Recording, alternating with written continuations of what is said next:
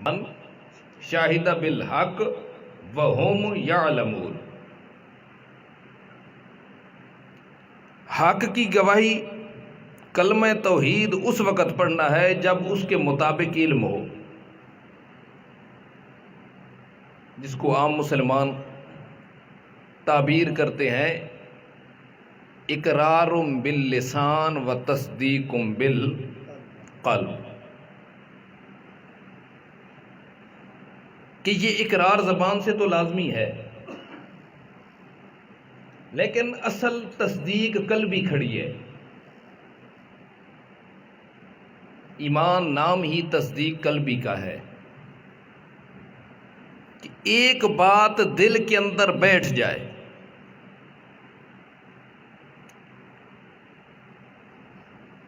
اسی وجہ سے امام ابو حنیفہ رحمہ اللہ تعالیٰ کا مسلک ہے الایمان لا یزید ولا ینقص، ایمان زیادہ کم نہیں ہوتا ہے۔ کیوں؟ ایمان نام ہے تصدیق کا، ایک بات دل کے اندر بیٹھ گئی، تصدیق سے اوپر کوئی درجہ نہیں ہے، تصدیق سے نیچلا درجہ ہے شک، تصدیق نہیں تو شک ہے نا، شک کفر کا پہلا درجہ ہے، جب شک آ گیا تو تصدیق ہی، تو ایمان تصدیق قلبی کا نام ہے۔ یہ دو چیزیں اقرار باللسان و تصدیق بالقلب جب مل جاتا ہے تو احکام دنیا کے اعتبار سے یہ ایک بندہ مسلمان مومن موحد بندہ ہو جاتا ہے۔ اب اس کے بعد اسلام اس کو اجازت دیتا ہے کہ تو اپنے آپ کو اسلام کے ساتھ موسوم کر، ملقب کر، لیکن صرف یہیں پر یہ چیز ختم نہیں ہوگی۔ یہ تصدیق کے بعد اگلا درجہ ہوتا ہے کہ اپنے اندر استعداد پیدا کر، جس تصدیق کا تو قائل ہے وہ اپنے اندر استعداد پیدا کر، صلاحیت پیدا کر، اپنے آپ کو ایسا بنا دے جس تصدیق کا تو دعوے دار ہے وہ تیرے جسم پر منطبق ہو سکے، اپنے 5-6 فٹ کے جسم پر اسلام کو لاگو کر سک، یہ استعداد ہوتی ہے، صلاحیت ہوتی ہے۔ یہ سب سے مشکل فعل ہے، اور اس پہ پیغمبر کریم کی تبلیغ کا اکثر حصہ اسی بات پہ لگا ہے کہ صلاحیت پیدا کرنی ہے، استعداد پیدا کرنی ہے، اپنے اندر مسلمان بننے کی اہمیت جو دل میں کھڑی ہے اس کو اپنے اوپر لاگو کرنا ہے۔ تو کہتا ہے لا الہ الا اللہ، کوئی نفع نقصان کا مالک نہیں، کوئی تکلیفیں دینے والا نہیں، کوئی خوشیاں دینے والا نہیں، الا اللہ، مگر صرف اللہ ہے، صرف اللہ ہے۔ یہ صلاحیت اپنے اندر پیدا کر۔ یہ صلاحیت ظاہر ہوتی ہے ابتلاء کے وقت، آزمائش کے وقت۔ اسلام معاملات میں ہوتا ہے، دعووں میں نہیں ہوتا ہے۔ دعوے کچھ ہوتے ہیں، معاملات عمل کچھ ہوتا ہے۔ یہ استعداد ظاہر ہوگی جب آپ عملی زندگی میں آئیں گے، اپنا عمل پیش کریں گے، اور اسلام نے جو لوگ تیار کیے تھے نا، یہ اللہ کی حکمت ہے، ان سے یہ کام خود کروائے کہ ایک دور وہ تھا کہ جب اسلام کے اندر اسباب کم تھے، کفر زوروں پہ تھا، لیکن یہ بات اندر بٹھانی ہے کہ ما فوق الاسباب تو الگ بات ہے نا. ما فوق الاسباب تو نفع نقصان اللہ تعالیٰ کی صفت ہے، اللہ رب العزت کا خاصہ ہے. ما تحت الاسباب بھی اسباب عمل کرنے کے اندر، اثر کرنے کے اندر، مؤثر ہونے کے اندر اس کے محتاج ہیں. اسباب کچھ نہیں کر سکتے. تاریخ کو دیکھیں، تاریخ اسلام. وَلَقَدْ نَصَرَكُمُ اللَّهُ بِبَدْرٍ وَأَنْتُمْ أَذِلَّةٌ. بدر کے میدان میں آپ جا رہے تھے، میدان بدر ہے. ابتدا تو کچھ اور مقصد کے لیے تھی، لیکن اب یقین ہو گیا ہے اب مارکا ہونا ہے،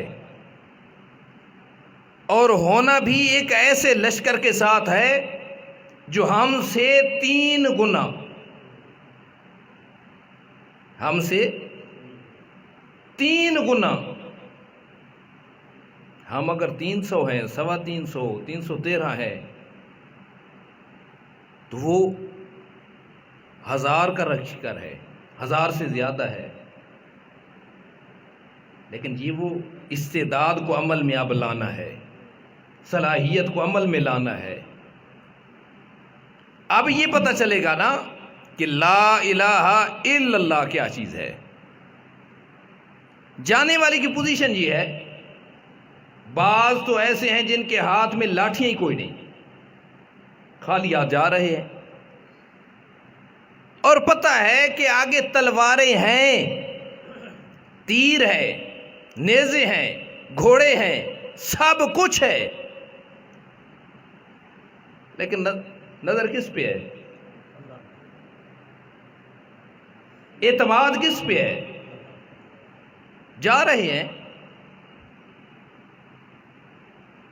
یہ وقت بھی گزر گیا،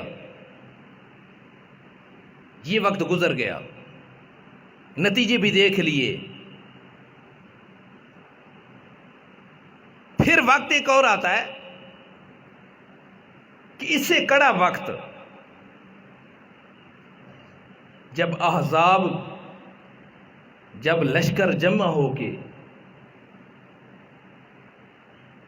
کفر اسلام کا وہ مارکا جس کے وقت تمام کفر نے یکجا ہو کر ختم کرنے کی نیت سے حملہ کر دیا مدینہ پاک پہ. قرآن پاک اس حالت کو بیان کرتا ہے کہ آنکھیں اوپر لگ گئی تھی، کلیجے منہ کو آ رہے تھے. یا اللہ تیری مدد، نصرت تو حاقہ پر آئے گی کیسے؟ ہر طرف سے مدینہ گھر چکا ہے، اور کوئی عام لشکر نہیں ہے. عبد ود جیسے مشہور زمانہ پہلوان عرب کے اندر مشہور تھا، عبد ود 1000 بندے کا مقابلہ کر سکتا ہے. عبد ود 1000 بندے کا اس دور کے اندر. وہ ایسا جوان تھا، شاہ سوار تھا. ایسے جوانوں پہ مشتمل لشکر آیا، ذرا جھنجھوڑا، آزمایا، زلزلو. اس وقت جھنجھوڑے گئے، آزمائے گئے، پھر بھی نتیجہ وہی تھا. مَن يَتَوَکَّلْ عَلَى اللَّهِ فَهُوَ حَسْبُهُ.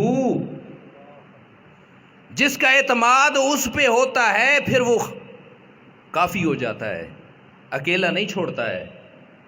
اسے پتہ ہے یہ میری خاطر لڑ رہے ہیں، میری خاطر ہی. لیکن ایک وقت ذرا کاسا پلٹتا ہے، کچھ میدان جنگ اپنا دوسرا رخ بھی دکھاتا ہے. مکہ فتح ہو گیا، حنین کا مارکا آ گیا ہے. اب نظام الٹ ہے کہ مسلمانوں کی تعداد تو 10,000 سے زیادہ ہے، کافر 4,000 ہے. کافر. تب کسی کے دل میں آ گئی، کوئی سوچ بیٹھا، کوئی کہہ بیٹھا آج تو ہماری کثرت ہے، آج تو فتح یقینی ہے. اذ اعجبتکم کثرتکم فلم تغنی، فلم آ گئی. لیکن فتح و نصرت کی، فتح و شکست کی یہ دسترس کس کے پاس ہے؟ وہی 10,000 کا لشکر تھا. پیغمبر کریم آوازیں دے رہے ہیں، تتر بتر ہو گئے. 4,000 نے منتشر کر کے رکھ دیا. اذ اعجبتکم کثرتکم فلم تغنی. آج بڑا تمہیں تعجب ہو رہا تھا، ذرا اعتماد اسباب پہ آ رہا تھا. آج ہم 10,000 12,000 ہیں، 4,000 تو منٹوں کے کھیل ہے. آج تو انہوں نے ٹکنا ہی کوئی نہیں. فلم تغنی. وہ کہاں گئی کثرت، وہ کہاں گئی تعداد، وہ کہاں گئے سب کچھ؟ نبی علیہ السلام خچر پہ سوار ہیں. ابو سفیان رضی اللہ تعالیٰ عنہ نے خچر کی لگام تھامی ہوئی ہے. وہ کافر پہاڑوں سے اندھا دھند تیر اندازی کر رہے ہیں، بڑے ماہر تھے تیر اندازی کے اندر. سب صحابہ، اچانک حملہ تھا، دونوں طرف سے پہاڑوں پہ وہ بیٹھے ہوئے تھے.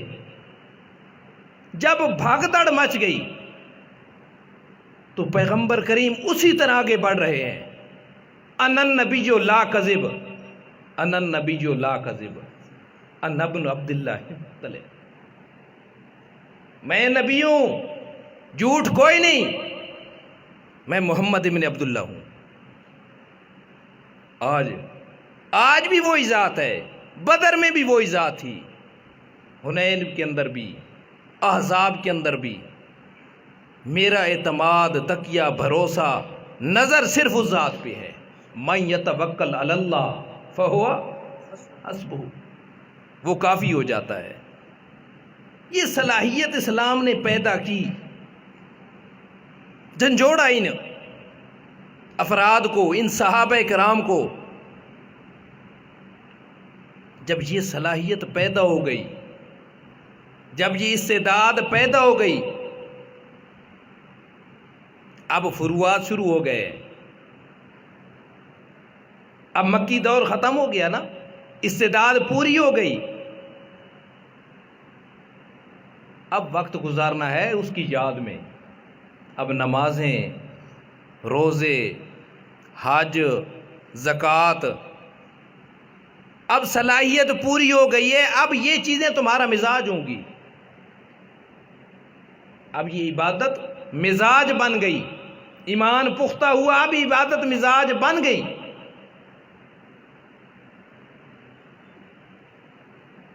اب عبادت، دن کا وقت اگر میدان جہاد میں گزرتا ہے تو رات کا وقت تنہائیوں میں اس کے سامنے عاجزیاں کرتے ہوئے گزرتا ہے. یا اللہ وہ حق تو نہیں ادا ہو سکا، پر کوتاہیاں معاف کر دینا. کھڑے تو ہیں تیرے سامنے، سجدہ ریز تو ہوتے ہیں، ہمارے اختیار میں اتنا ہی ہے پیشانی رگڑ سکتے ہیں، پر تیری نعمتوں کا شکر ادا نہیں ہوتا ہے، تیری نعمتوں کا شکر ادا نہیں ہوتا ہے. اولئک علیہم صلوات من. پھر جب ایسے لوگ پیدا ہو جاتے ہیں نا، پھر اللہ رب العزت بھی ان کے لیے سپیشل انعامات نازل کرتا ہے. جب یہ درجہ بھی پورا ہو جاتا ہے، صلاحیت، استعداد، عمل پورا ہو جاتا ہے، تو اب عمل کے ساتھ ساتھ کفر کے سامنے کھڑا ہونا بھی آسان ہو جاتا ہے. اب کفر سے اعراض بائیکاٹ بھی آسان ہو جاتا ہے. کفریہ طاقتوں کے خلاف اپنا سب کچھ قربان کرنے کے لیے بندہ تیار بھی ہو جاتا ہے. ان اللہ اشتری من المؤمنین انفسهم واموالهم بان لهم یہ ابتداء نہیں حاصل ہوتا ہے. ان اللہ اشتری من المؤمنین انفسهم باموالهم ان لهم الجنہ. میں نے ایک بیع کی ہے، ایک سودا کیا ہے کچھ لوگوں سے. کیسا سودا ہوا ہے؟ ان کی جان ان کا مال میرا ہے. یہ با سمنوں پہ داخل ہوتی ہے نا، بدلے یہ میرا ہے سب کچھ، میں نے لے لیا ہے. ایک چیز دوں گا، انا لہم الجنہ، یہ تمہاری جنت ہے. وہ استعداد صلاحیت کے بعد کفر کے سامنے کھڑا ہونا کیسے آسان ہوتا ہے؟ کفر سے بندہ اعراض کیسے کر سکتا ہے؟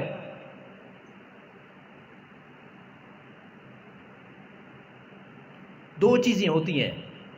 ایک ہوتا ہے گناہ، گناہ کے بھی دو درجے. ایک گناہ ہوتا ہے عام درجے کا، صغیرہ گناہ، اللہ تعالیٰ معاف کر دیتے ہیں، اس کی رحمت وسیع ہے. ایک ہے کبیرہ گناہ.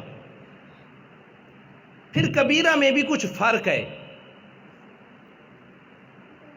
کچھ گناہ ایسے ہیں کہ اللہ تعالیٰ ان سے منع فرماتا ہے. کچھ گناہ ایسے ہیں کہ ان کے قریب تر نہیں جانے دیتا، کرنا بعد میں ہوتا ہے. حالانکہ گناہ تو ایک درجے کے ہیں. گناہ جو کبیرہ ہوئے، یہ گناہ نہیں کرنا ہے. پھر کچھ گناہ ایسے اشد ہیں کہ یہ گناہ تو اپنی جگہ ان کے قریب ہی نہیں جانا ہے. حالانکہ قریب والی چیز ممنوع نہیں ہوتی ہے، گناہ نہیں ہوتی ہے، لیکن اس گناہ تک پہنچنے کا جو سبب ہے وہاں بھی نہیں پہنچنا ہے. قرآن پاک اس کا شاہد ہے. وَلَا تَقْرَبُوا مَالَ الْيَتِيمِ، وَلَا تَقْرَبُوا، میراث کے اندر یہ ورثہ، میت کا مال، اس کا بہت خیال رکھنا ہے. اس کے اندر کمی کوتاہی نہیں کرنی ہے. لیکن خصوصاً جو بندہ چھوٹی اولاد چھوڑ جائے نا، معصوم چھوڑ جائے نا جو، اور خود دنیا سے چلا جائے، اس کے اندر پھر حق اور زیادہ ہو جاتا ہے. اس لیے فرمایا لا تقربوا مال الیتیم، کھانا تو درکنار، اس مال کے قریب ہی نہیں جانا ہے. یہ ذرا سخت ہو گیا نا گناہ، اس کے قریب بھی نہیں جانا ہے.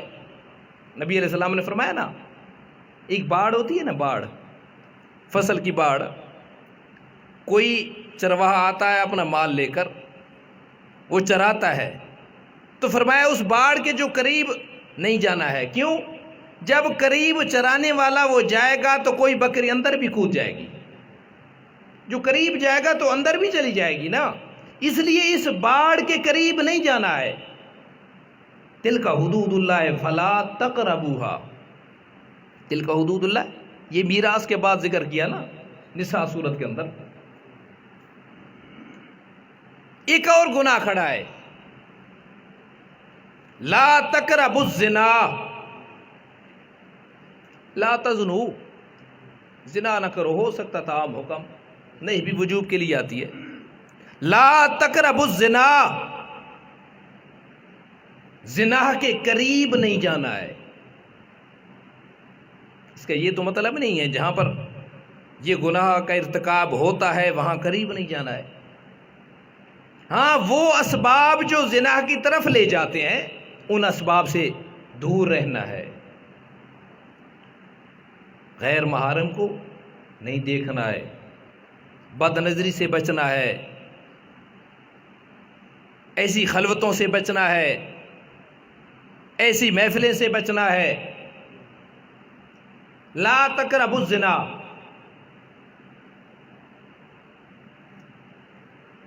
صرف یہ کر دیا. اس سے کوئی ایک چیز اور بھی آگے کھڑی ہے. اکبر الکبائر الاشراک باللہ. اکبر الکبائر الاشراک باللہ. سارے کبیروں سے بڑا کبیرہ گناہ اللہ کی ذات صفات میں کسی کو شریک کرنا ہے. اللہ کی ذات صفات میں. اب یہ نہیں فرمایا کہ لا تقربوا الشرک، لا تقربوا المشرک. اب یہاں ان کی تعیین کر دی. یہ ذرا اس سے بھی زیادہ سخت جرم تھا نا، اس سے بھی زیادہ کڑی سزا اس پہ آنی تھی. اگر بندہ شرک کا ارتکاب کر بیٹھے، من یشرک باللہ حرم اللہ علیہ الجنہ، اس پہ تو جنت بھی حرام ہو جاتی ہے. لا یغفر ان یشرک. اس انسان کو بڑی عزت دی تھی، بڑا مقام دیا تھا، مسجود ملائکہ بنا تھا، لیکن من یشرک باللہ فکأنما خر من السماء. فکأنما، کتنی خوبصورت مثال دی ہے. من یشرک باللہ فکأنما خر من السماء. کہ تجھے مسجود ملائکہ بنا کے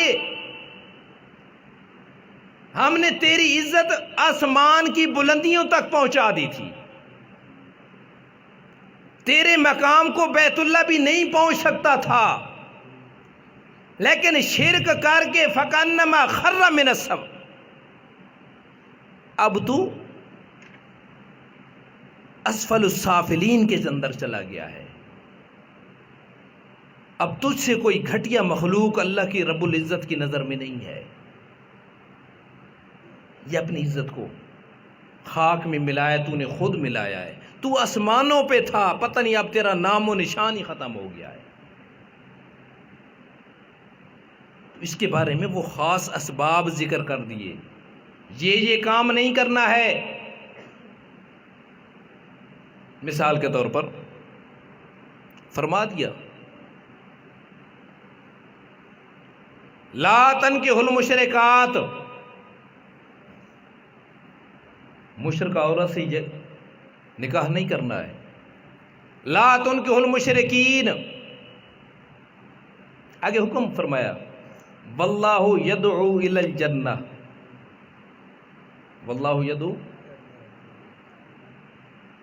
یہ جو اللہ رب العزت تمہیں حکم دیتا ہے ان سے نکاح نہ کرو، اپنی عورت نکاح کر کے نہ دو، نکاح کر کے نہ دو. یہ اللہ رب العزت تمہیں جنت میں لے جانا چاہتا ہے. یہ اللہ تعالیٰ تمہیں کیا چاہتا ہے؟ اب درمیان میں کتنا فرق ہے. عورت سے نکاح کیا تو ایمان پہ کیا اثر پڑا؟ کوئی بھی نہیں پڑتا ہے. اس نے کوئی کسی کی پوجا تو نہیں کر لی ہے، غیر اللہ کو سجدہ تو نہیں کر لیا ہے، کوئی شرک کا ارتکاب تو نہیں کیا ہے، لیکن نہیں کرنا ہے کیونکہ یہ شرک کی طرف لے جائے گی. یہ شرک کی طرف پہنچنے کے اسباب ہیں. اپنی اولاد کو شرک پیش کرنا ہے.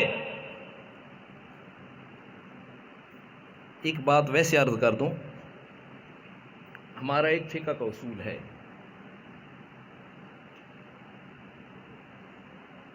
اصول فقہ اس کو کہہ دیں،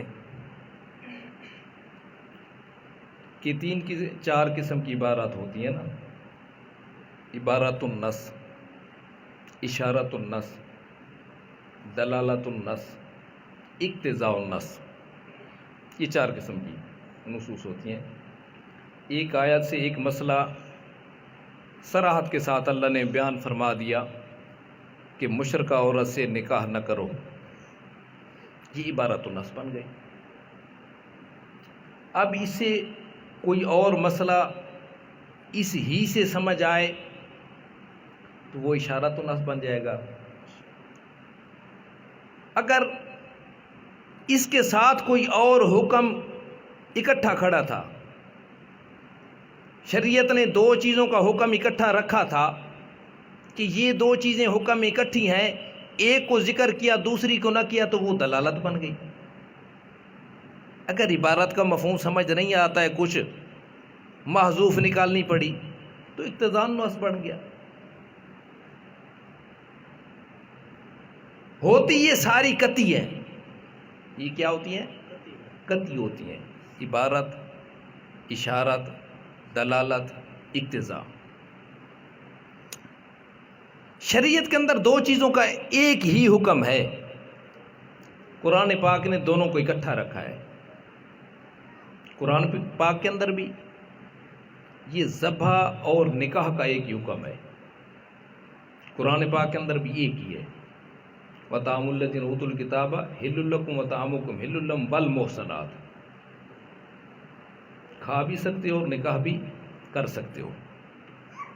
پیغمبر کریم سے کسی نے پوچھا مجوس کے بارے میں، تو پیغمبر کریم صلی اللہ تعالی علیہ وسلم نے دونوں کو اکٹھا رکھا۔ سنوا بہم سنت اہل الکتاب غیر ناکحی نسائہم ولا آکلی ذبائہم۔ فقہ بھی اسی کو تسلیم کرتی ہے کہ دونوں کا حکم یکجا ہے۔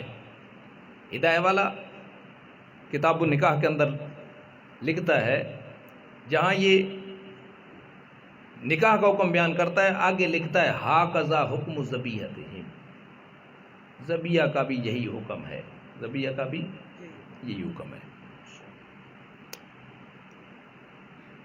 اب لا تنکحوا المشرکات، یہ قطعی ہے کہ نہیں ہے؟ قطعی ہے۔ جو اس سے دلالتاً ثابت ہوگا وہ بھی قطعی ہوگا کہ نہیں؟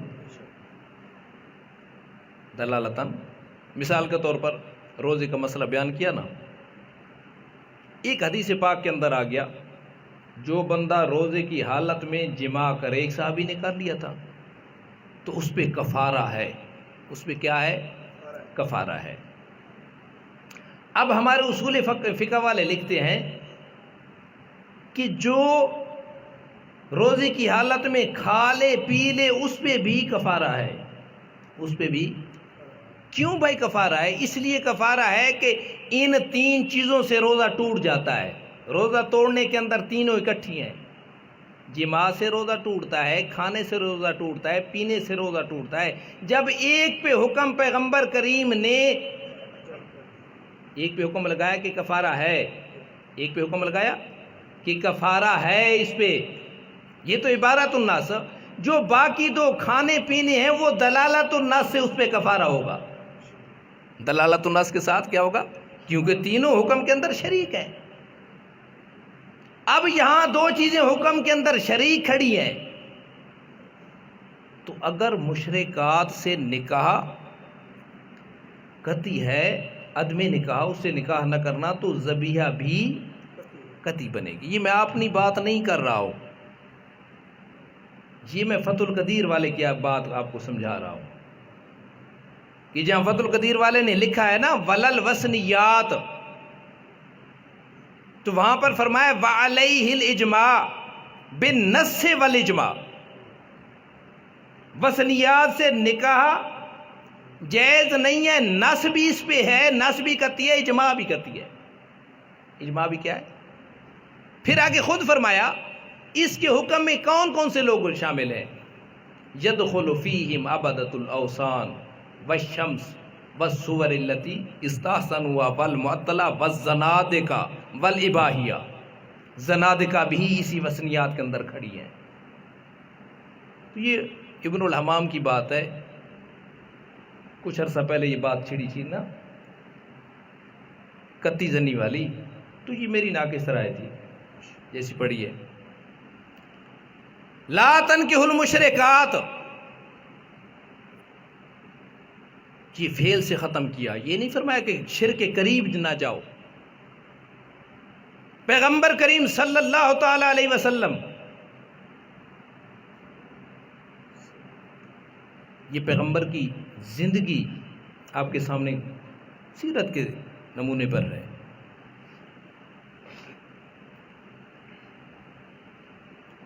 تعویذات جو مسئلہ ہے تعویذات کا، یہ خود لکھنے تو کوئی کبھی بات نہیں ہے۔ قرآن ادھر لکھا جائے تو جائز ہے، اگر کسی علیحدہ پرچی پہ لکھا جائے تو ناجائز ہے تو وہی آیت، ناجائز بات تو نہیں ہے نا۔ جب آیت قرآن کے اندر ہے، حق ہے، جب علیحدہ لکھی جائے تو بھی حق ہوگی، غلط نہیں ہوگی۔ لیکن من اللہ کا تمیمتن فقد اشرک، پڑھتے رہتے ہیں نا، تمیمہ تمیمہ فقد اشرک، جس بندے نے یہ کام کیا اس نے شرک کیا، مسند احمد۔ حالانکہ یہ کام شرک والا تو نہیں ہے، قرآنی آیات کو اٹھانا شرک ہے، لیکن وہ اعتماد، وہ بھروسہ جو اس ذات پہ کھڑا تھا وہ ختم ہو رہا ہے، وہ سبب بن رہا ہے ادھر لے جانے کا۔ صدیق اکبر کی وفات قریب آ گئی، سیرت نگاروں نے بڑی خوبصورت بات لکھی ہے۔ صدیق اکبر آخری گھڑیوں کے اندر ہے۔ کسی نے کہا طبیب کو دکھایا ہے، دوائی لی ہے؟ فرمانے لگے ہاں طبیب نے دیکھ لیا ہے۔ طبیب نے تو پوچھنے والے نے سوال کیا، کیا کہتا ہے، کون سی مرض ہے، کیا ہے؟ فرمایا وہ کہتا ہے انی فعال لما یرید، میں جو کرتا ہوں کوئی ٹال نہیں سکتا ہے، میری قضا کو یہ دوائیاں ہی نہیں ڈال سکتی ہیں۔ انی فعال لما یرید، جب میں کرنے پہ آتا ہوں فعال، ما یرید، ما یرید، لا یسأل عما یفعل وہم یسألون، وہم یسألون۔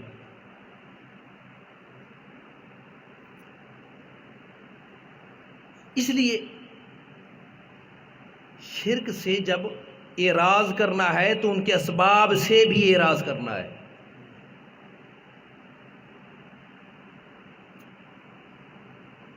قرآن پاک نے قانون بیان کیا کہ قد کانت لکم اسوۃ حسنۃ فی ابراہیم، ابراہیم کی زندگی میں بڑا نمونہ ہے تمہارے لیے۔ اب سوچنے کی بات یہ تھی، ہزاروں سال پہلے گزرنے والا بندہ، اس وقت کے حالات اور تھے، اس وقت کے حالات اور ہیں، وہ حالات اب ہم یہاں کیسے منطبق کریں گے؟ وہ کیفیات ظاہراً تو یہ ذہن میں تشویش آتی ہے نا، لیکن قرآن پاک نے کتنا خوبصورت حل کیا ہے۔ اب پیغمبر کریم کے سامنے دو قسم کے لوگ تھے، دو قسم کے، ایک تھے مشرکین مکہ، مشرکین مکہ جن کا اعتقاد یہ تھا کہ جب بندہ فوت ہو جاتا ہے آخرت کے، تو وہ قائل نہیں تھے اذا متنا وکنا ترابا وعظاما انا لمبعوثون خلقا جدید، یہ تو قائل نہیں تھے۔ اس لیے اپنے استحضار کے لیے کچھ نیک ہستیوں کی مورتیاں، تصویریں بنا کے سامنے رکھ لیتے، وہ ارواح جو جسموں سے نکلی ہیں، ہو سکتا ہے ان جسموں کے ساتھ، ان بتوں کے ساتھ ان کا تعلق ہو جائے، اللہ کی بارگاہ کے اندر ہماری سفارش کر دیں۔ وہ بت بھی بناتے تھے، حضرت ابراہیم علیہ السلام کا، اسماعیل علیہ السلام کا، حضرت مریم کا، بیت اللہ کے اندر یہی تھے۔ فتح مکہ والے دن نبی علیہ السلام نے یہی بت نکالے تھے، حدیث کے اندر آتا ہے۔ تو یہ لوگ بھی ایک طرف تھے کہ وہ نیک ہستیاں، ان کا تعلق، ہم ان کی پوجا پاٹ صرف اس لیے کرتے ہیں کہ ما نعبدہم الا لیقربونا الی اللہ زلفیٰ، صرف ہمیں اللہ کے قریب کر دیتے ہیں، باقی کچھ نہیں دیتے۔ خالق، مالک، رازق، مدبر کل، سب کچھ اللہ رب العزت ہے۔ یہ قریش مکہ کا عقیدہ تھا، سنتے رہتے ہو۔ ہم صرف اس کے سامنے جاتے ہیں، یہ اللہ کے قریب کر دیتے ہیں۔ مدینہ کے اندر اہل کتاب تھے، یہود و نصارہ تھے، ان کا اعتقاد بھی ان سے ملتا جلتا۔ اذا مات فیہم الرجل الصالح بنوا علی قبرہ مسجدا، جب کوئی نیک بندہ فوت ہو جاتا، جب دنیا چھوڑ کے چلا جاتا، تو اس کی قبر پہ مسجد جبہ قبا بنا لیتے اور اس کی عبادت شروع کرتے۔ نبی علیہ السلام نے بڑی اس کی تردید فرمائی، لعن اللہ الیہود والنصارى اتخذوا قبور انبیائہم مساجدا، اللہ لعنت کرے ان یہودیوں عیسائیوں پہ، انہوں نے اللہ کے نیک بندوں کی قبروں کو سجدہ گاہ بنا لیا ہے۔ ایک طرف یہ بھی شرک ہو رہا تھا۔ اب عقل یہ چاہتی ہے کہ نفی ہوتی، اس شرک کی نفی ہوتی،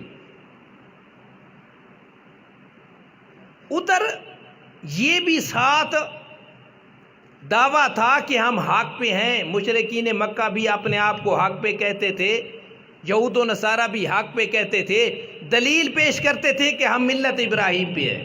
بات سمجھ آ رہا ہے؟ یہ بات الجھ تو نہیں گئی؟ ہم ملت ابراہیم پہ ہیں۔ اللہ رب العزت نے فرمایا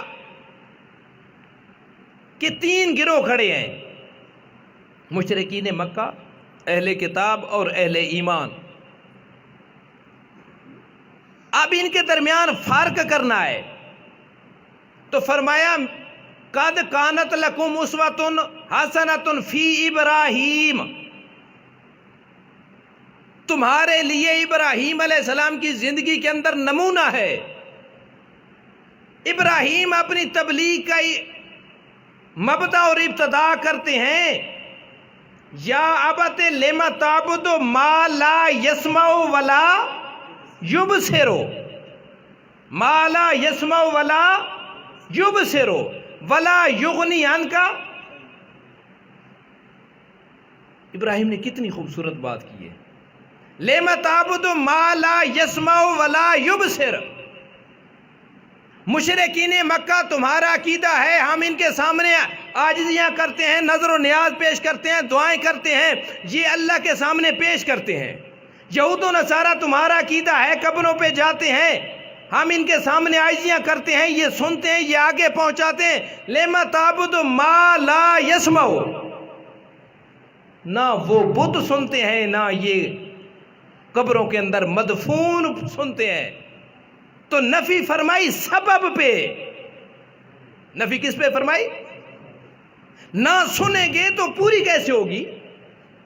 یہ سارا شرک کا سبب یہ سما کھڑا ہے، لما تعبد ما لا یسمع۔ جب عقیدہ ہی نہیں ہے، سنتے ہی نہیں ہے، تو قبر پہ جائے گا کیوں؟ تب جائے گا نا جب یہ سبب بنیاد کھڑی ہے، جب اس ذات حقیقی سے عقیدہ ہٹے گا تو پھر غیر کی طرف جائے گا۔ یہ نافی ہے، یہ زار ہے۔ جب اس میں بات اٹک گئی، نبی علیہ السلام نے صحابی کو، چھوٹا صحابی ہے، پیچھے سوار کیا ہوا ہے، سواری پہ تاکیدی حکم فرماتے ہیں، یا غلام، جی یا رسول اللہ، احفظ اللہ یحفظ کا،